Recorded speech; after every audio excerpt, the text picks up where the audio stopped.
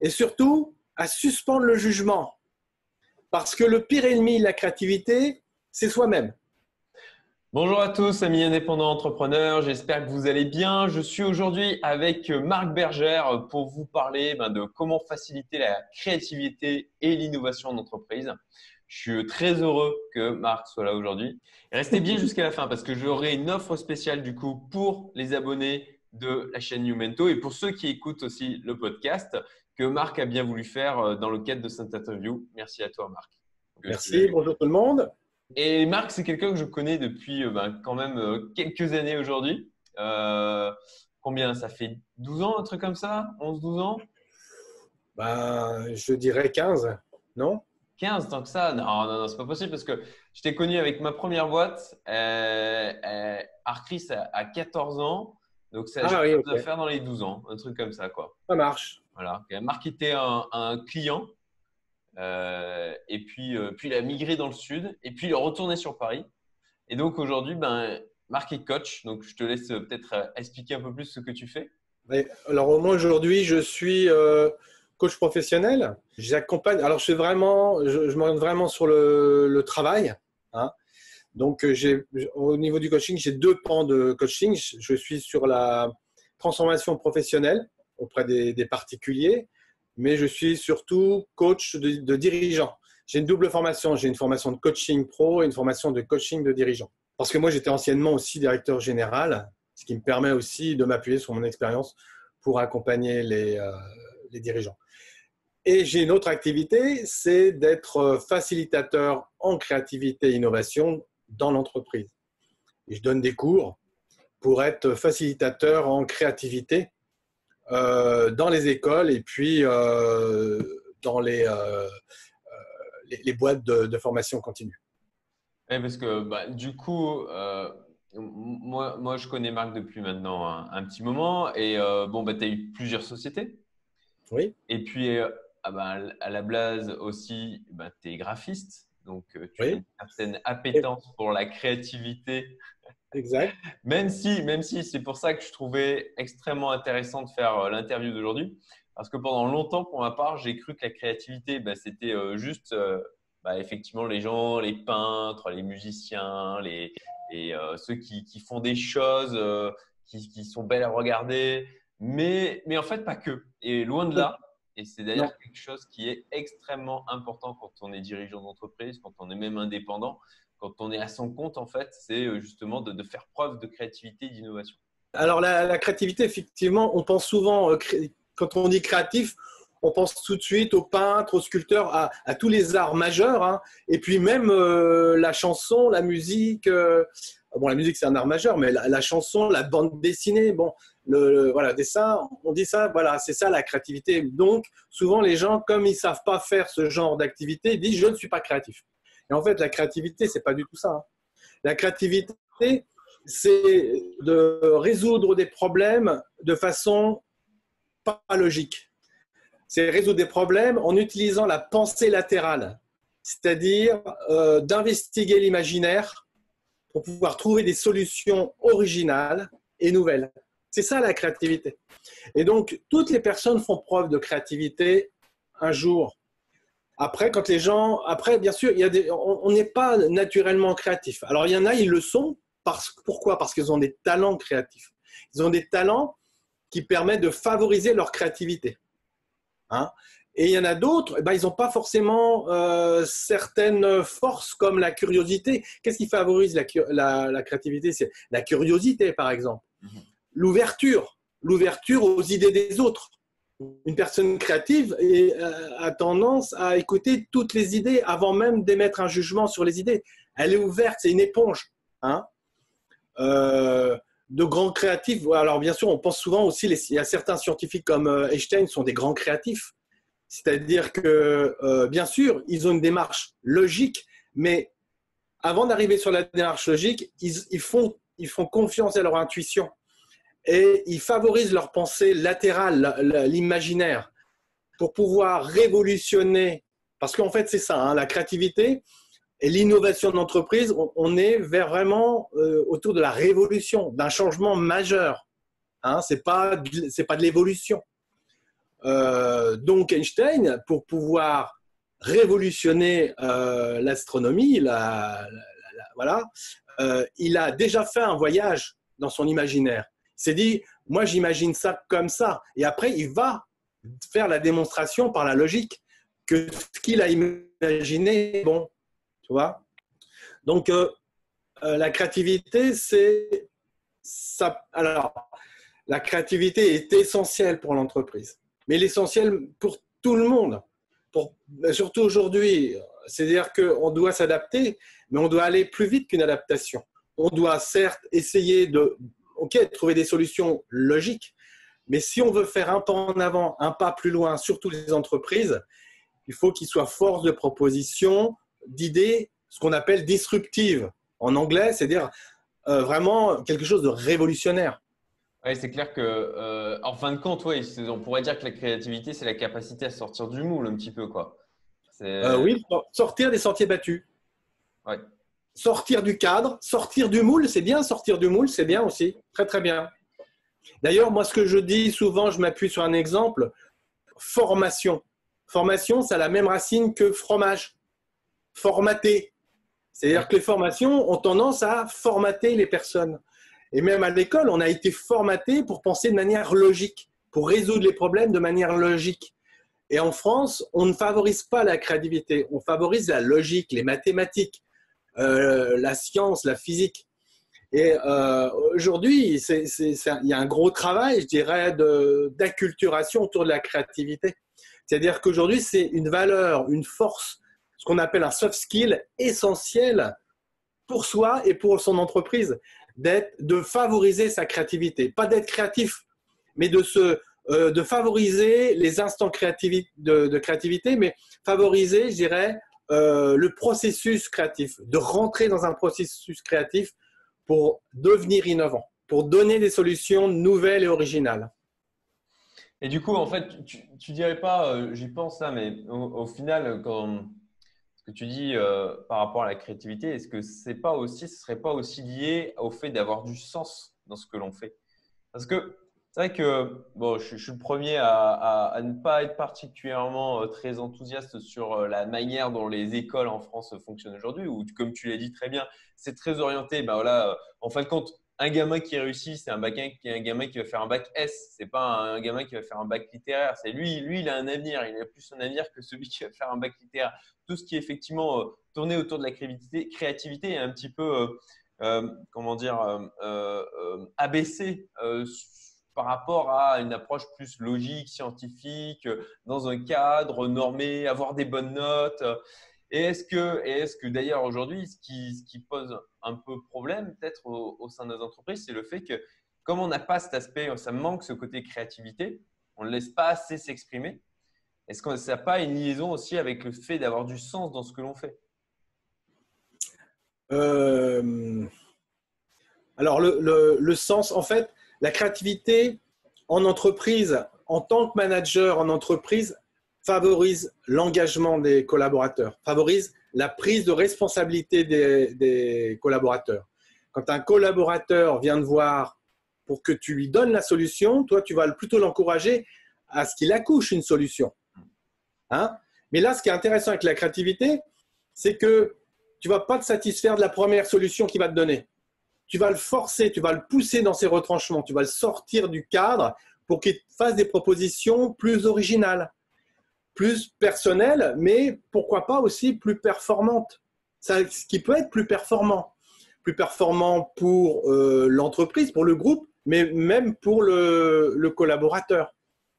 Donc, être dans une démarche, un processus créatif dans une entreprise, on encourage les personnes à être responsables des solutions qu'ils émettent, mais non seulement responsables des solutions qu'ils émettent, mais qu'ils émettent plusieurs pistes de solutions, plusieurs idées.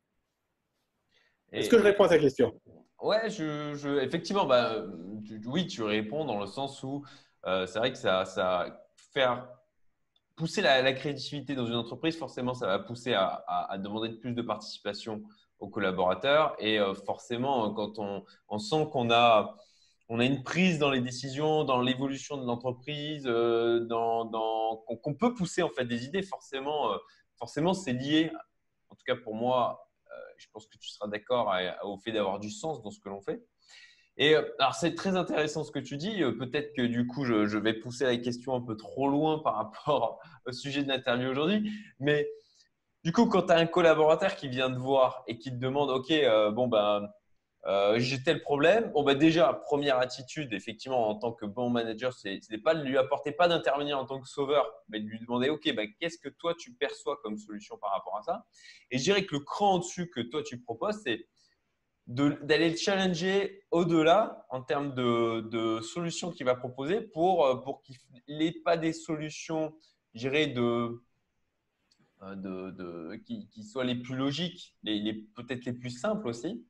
Mais comment toi, tu le challengerais pour quel levier, quelle question, de quelle manière tu irais creuser pour que justement, il aille chercher plus loin en termes de propositions de solutions?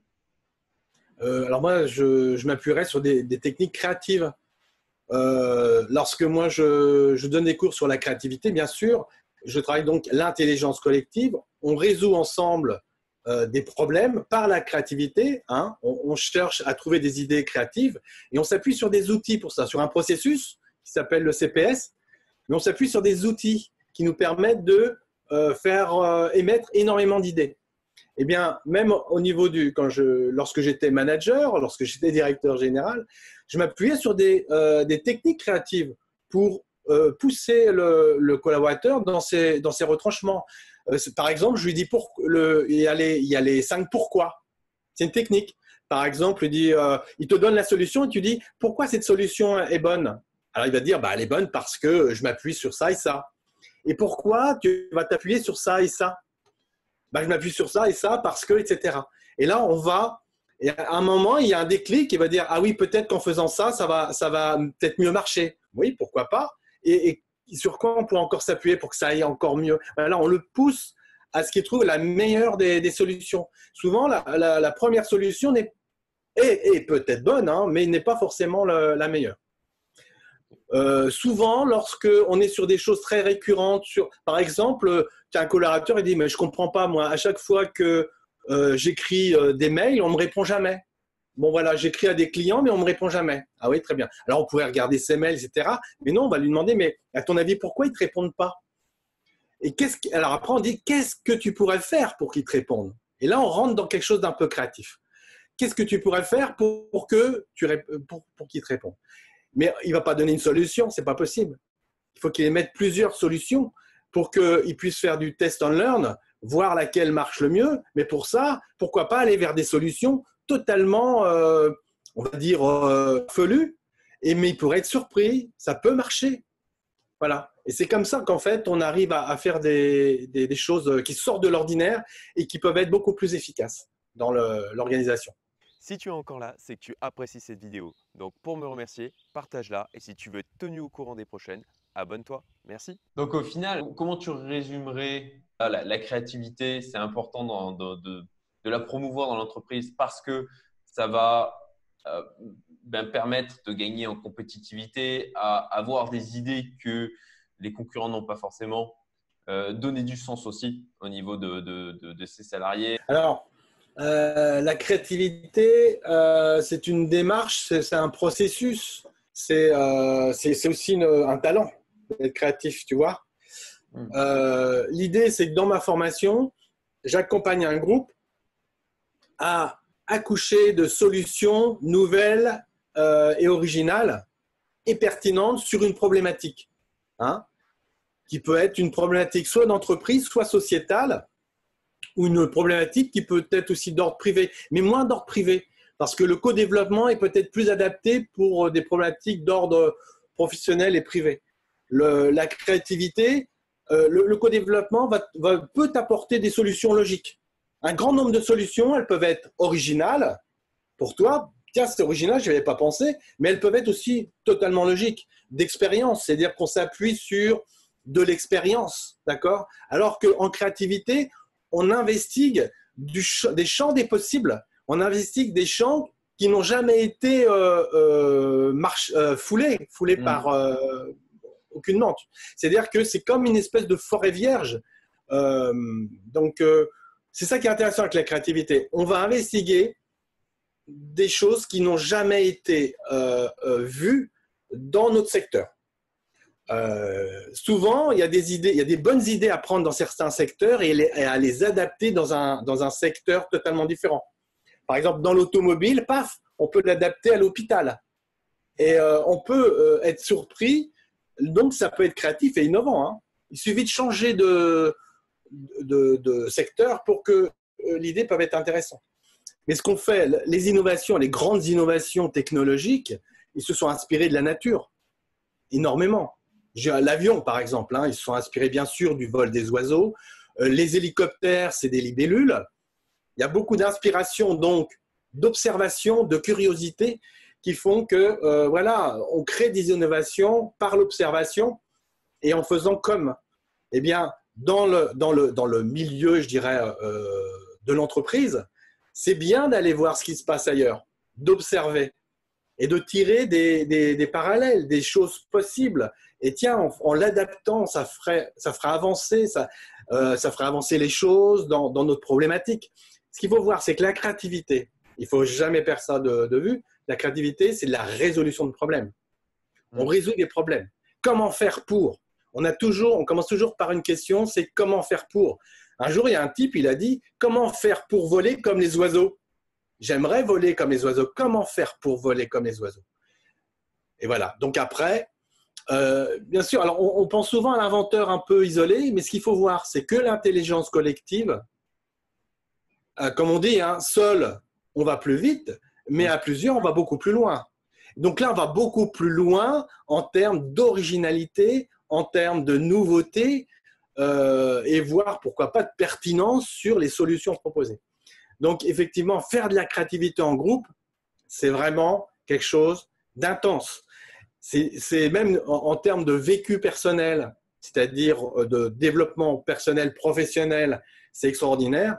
Mais en tant que, j'irais expérimenter l'intelligence collective autour des outils de la créativité, c'est aussi très boostant pour une équipe, hein, en entreprise. Alors, je vais rebondir par rapport à ce que tu disais parce que du coup, ce que j'ai cru percevoir, c'est que du coup, si la créativité, c'est forcément d'aller en dehors des sentiers battus. Je veux dire, est-ce que c'est, par rapport à ce que tu disais, c'est vraiment d'aller dans des lieux où personne n'est allé avant ou pas forcément? Alors, ça peut être des lieux où des personnes y sont déjà, mais c'est-à-dire qu'une idée aujourd'hui ne peut ne pas être une bonne idée. Mais voilà. Mais demain, dans quelques années, ça peut devenir une formidable idée. Donc, quelqu'un l'a déjà visité, mais ce n'était pas le bon moment. Il y a aussi une histoire de timing. Hein. Donc, une idée, c'est quelque chose qu'il faut toujours conserver. Les personnes qui travaillent, qui sont très idéateurs, ont toujours un carnet sur eux et ils marquent toutes leurs idées. Ils peuvent très bien retourner dans le carnet qu'ils ont écrit il y a 3 ans. Tiens, j'ai une idée il y a 3 ans, ça doit être dans ce carnet-là. Ils y retournent et l'idée, soudainement, elles prennent valeur et elles sont solutions aujourd'hui alors qu'elles ne l'étaient pas hier. Mais voilà, donc on a pu visiter mais pas retenu cette idée. Mais voilà, donc ça peut être défriché par quelqu'un, mais il n'a pas retenu l'idée. Et donc, toi, tu arrives derrière, tu défriches, mais tu as aussi l'intelligence de voir qu'il y a quelque chose à faire avec. Il y a quelqu'un qui est très doué pour ça. C'est comment il s'appelle le type de Tesla là. Tu vas couper là, à ce moment-là. Voilà. Donc, Elon Musk, lui, il est très doué. C'est-à-dire qu'il n'est pas forcément inventif, mais c'est quelqu'un qui a un flair incroyable pour exploiter d'un point de vue business une idée. Et ce qu'il a aussi de très fort, Elon Musk, c'est qu'il a une vision très élevée. Quand on fait de la créativité, il faut vraiment se donner des ambitions élevées pour pouvoir être disruptif, pour pouvoir faire des choses incroyables, je dirais pour révolutionner quelque part. Il faut avoir des ambitions qui dépassent soi-même, qui touchent presque au groupe, à l'entreprise, et je dirais même plus large, à la société, voire à l'humanité. Et plus c'est large, plus, je dirais, les séances créatives sont incroyables. Ok, bah merci Marc, hein. C'est extrêmement clair, je pense, sur à quel point la créativité et l'innovation sont liées en entreprise et puis que la créativité, c'est l'affaire au final de tout le monde, surtout dans le cadre de l'intelligence collective et qu'il est d'autant plus important de faire participer les gens au sein de son entreprise. Pour justement essayer d'aider les personnes qui regardent cette vidéo, les managers, les chefs d'entreprise ou même les indépendants qui interviennent ou les coachs même qui interviennent auprès de leurs clients, est-ce que tu aurais 3 éléments, alors simple ou pas, je ne sais pas, c'est à toi de voir, c'est toi le pro, qui permettraient justement de faciliter la créativité et l'innovation en entreprise? Alors, dans le processus créatif, dans la démarche de créativité, il y a quelque chose d'essentiel, c'est le climat créatif. Donc, il faut instaurer un climat créatif qui va favoriser les participants à lâcher prise et surtout à suspendre le jugement. Parce que le pire ennemi de la créativité, c'est soi-même. C'est-à-dire qu'on ne va pas oser donner des idées parce que très vite, on va dire « non, ça a déjà été fait non, je vais être ridicule ». Toutes sortes de choses qui viennent freiner la créativité.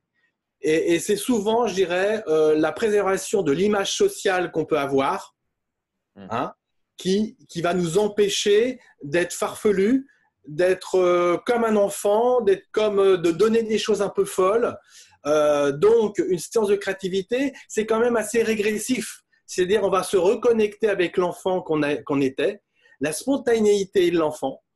Et pour ça, il y a tout un travail d'accompagnement du facilitateur pour aider les personnes à visiter leur imaginaire. D'ailleurs, on dit souvent, un enfant, il peut poser 200 questions dans la journée, pendant qu'un adulte, il peut poser que 15 questions. Un enfant, tout est curiosité. Tout est pourquoi c'est comme ça, etc. Donc, c'est vraiment essayer de se reconnecter dans l'état, je dirais, ne pas devenir retourner être un enfant, mais retrouver cet état, je dirais, de curiosité, d'ouverture d'esprit. Et pourquoi pas, tiens, ici on faisait ça. Je dis souvent, pour pouvoir avoir des idées créatives, il faut aller très loin. Et après, on va les adapter pour que dans la vraie vie, ça tienne un peu mieux. Mais on peut faire un voyage Terre-Lune pour au final faire un voyage Paris-Marseille. Ce n'est pas un problème.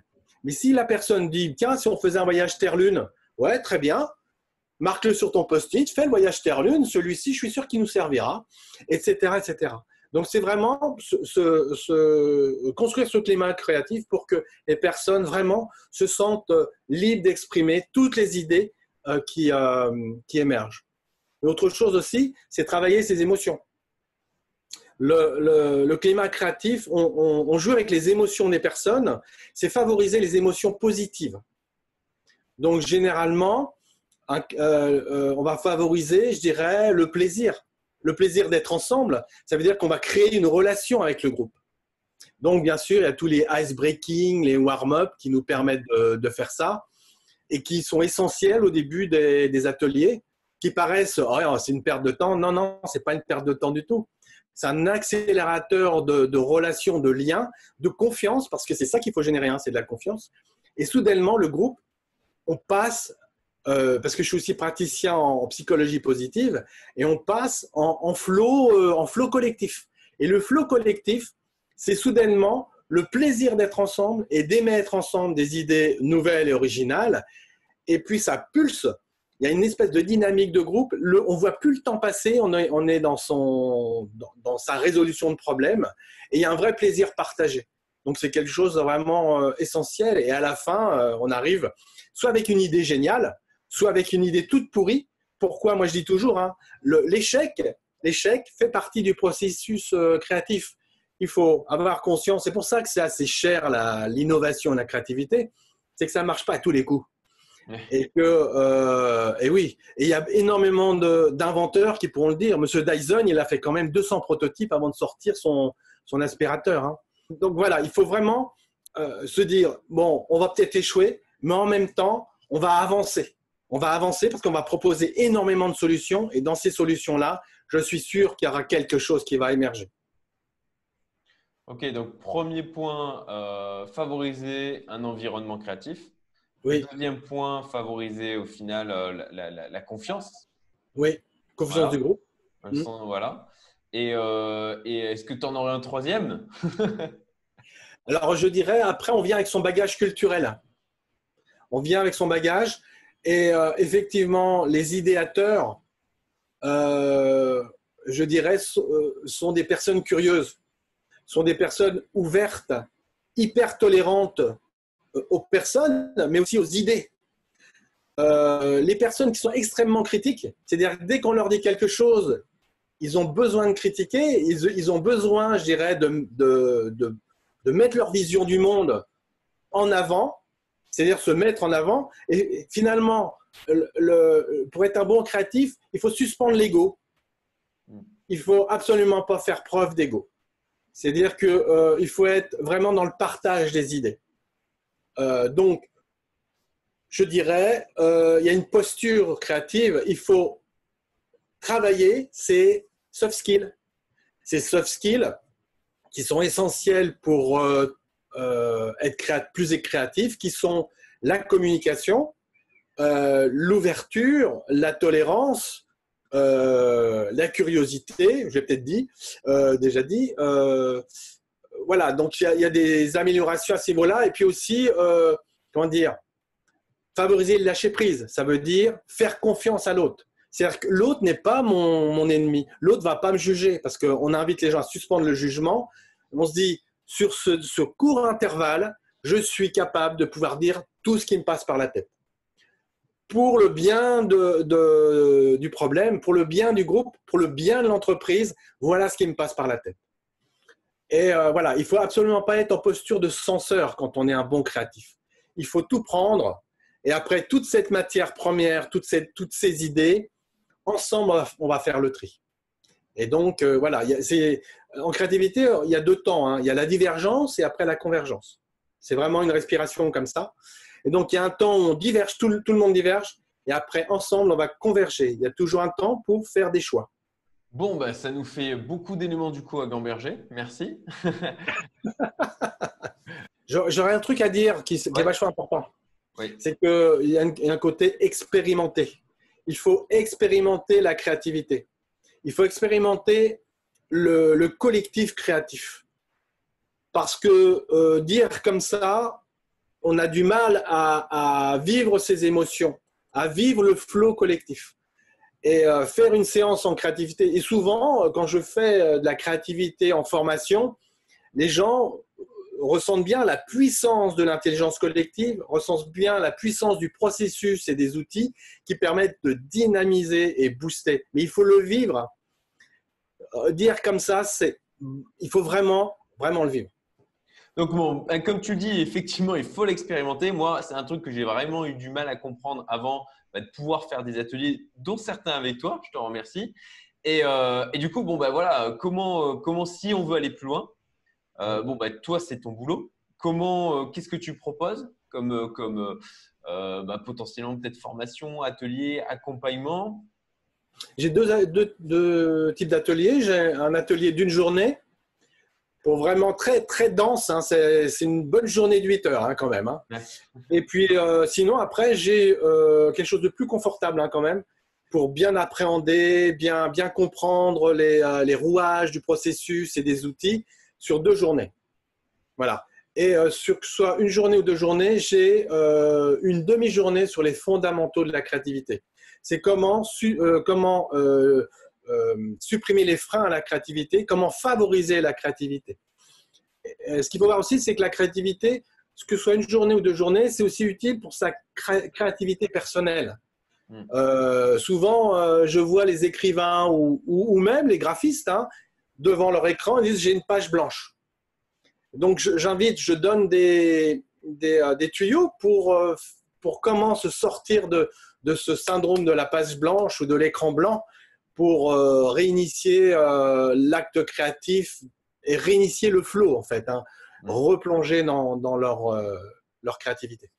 Et donc, bon, j'imagine que par contre, c'est des formations uniquement en présentiel ou… Alors, la journée de 2 jours, effectivement, c'est en présentiel. D'accord. Mais je peux adapter la journée d'une journée en distanciel. Ok, parce que là, en ce moment, c'est clairement dans l'air du temps. Le fait d'être en capacité de potentiellement organiser des choses à distance, Oui, puisque bon, bah, on le sait, moi, j'ai encore plein de clients où ils sont soit en full télétravail encore, soit juste en partiellement au bureau. Donc, c'est aussi important d'avoir des solutions par rapport à ça. Et puis, dans le absolument, cadre ouais. de cette interview, de cette vidéo, Marc a accepté de faire un moins 20% sur ses tarifs de formation pour les abonnés à la chaîne Youmento et aussi au podcast. Donc, merci beaucoup, Marc. Comment fait-on du coup pour te contacter? Via ton site internet? Via mon site internet qui s'appelle flux-positif.com. Tout Ok, ah attaché. bah, super, super positif comme nom, c'est chouette. Voilà. Bah, toi qui regardes cette vidéo, j'ai mis le lien en description. Donc, si tu veux cliquer et puis du coup, potentiellement, soit poser des questions à Marc, soit tout simplement faire appel à ses prestations pour bah, augmenter le niveau de créativité, faire davantage participer ses employés, augmenter, leur donner davantage de sens dans le rôle qu'ils vont avoir au sein de leur entreprise et puis amener de l'innovation et donc de la compétitivité, je t'invite à le contacter. Merci beaucoup, Marc. Je te dis à très bientôt. Merci J'espère à qu'on toi. pourra se Merci à voir. vous tous d'avoir suivi cette vidéo. Merci et à très vite. Salut. Très vite. Salut. Il y avait 15 Hein? minutes, non? Il y a 15 minutes d'interview? On est à 45 minutes là. Non! Si. C'est horrible. Ça veut dire on va faire plus court. Et Ah, ça, c'est c'est pas plus court, l'effet. hein. Ça, c'est l'effet quand on parle d'un truc, d'un sujet qui passionne, Oui, t'as plein de choses à dire. Et ouais. c'est tout à fait ça, ouais. Si tu as aimé cette vidéo, tu aimeras aussi les emails privés que j'envoie toutes les semaines, avec notamment des extraits du contenu exclusif provenant de la communauté Youmento. Le lien est en description, abonne-toi, à très vite.